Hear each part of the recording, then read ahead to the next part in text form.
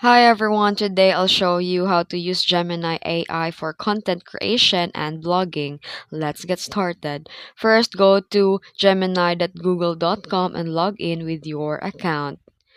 And then here in the prompt bar, type exactly what you want. For example, write a 600-word blog, post about the benefits of AI in education, or you can also search about create CEO-friendly content creation for skincare products. You can type and search in the prompt bar whatever you want.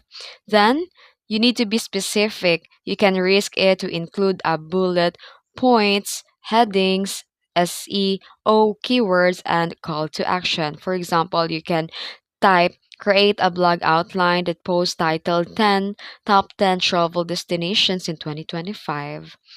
Then here, Gemini also allows you to generate content or ask for the rights, more casual tones or professional tones or voices formal and more. Use this to fine tune the output.